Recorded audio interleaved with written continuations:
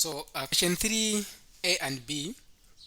So A is saying explain how a body moving at a constant speed can be accelerated. So the object can only be accelerated at a constant speed when it does not change the direction. It's moving in the same direction. Then it can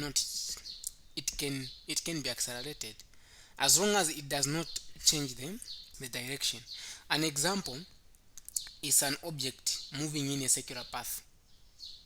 So an object moving in a circular path, it will still be accelerated at a constant speed. Okay, but if an object is changing the direction and is moving at a constant speed, the the acceleration is going to be zero. So if the object is not changing the direction, then we can clearly see that um, the acceleration is going to be there. Okay, so yeah, that's what we need to know. Then the next thing that we have to know is also part B. Part B is saying an airplane carrying out a parcel drop releases a parcel while traveling at a steady speed. At a steady speed of 90 meters per second at an altitude of 200 meters. So let's first come up with a free body diagram. So here is an airplane moving in this direction.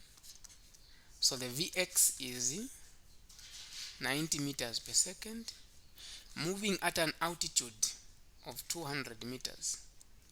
And we do know that when you release something, it's going to start from rest. Okay, it will move like a projectile. So we expect to have the range that is going to be there. Okay, and then the question is, so the Vy initial should be 0 because it started from rest. So this 90, that's why the question is an airplane carrying out a parcel releases a parcel while traveling at a steady speed. So steady speed, it was moving in that direction. So this 90, it is the velocity in x and not in y. Okay, calculate the time between the parcel leaving the airplane and it striking the ground. So we can use this formula. D is equal to the V initial, now in y direction because it was moving in y direction, times t plus half gt squared. The initial for y is 0, cancel this. This is 200, then half, what else? The g is 9.8, then t squared. So then we'll have 200, these two will give me 4.9 t squared. I can divide both sides by 4.9, even here 4.9. So what can we say?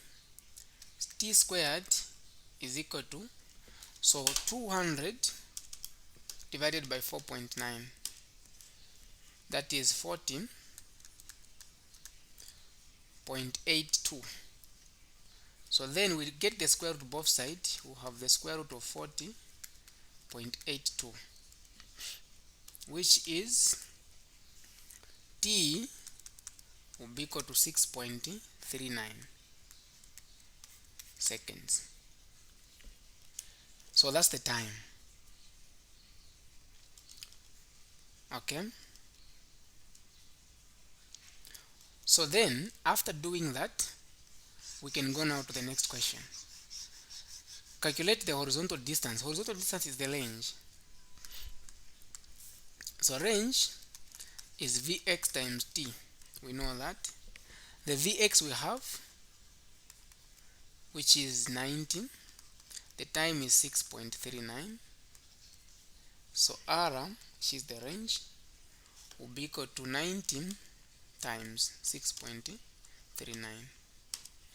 That is 575.1 meters. That is it for this question.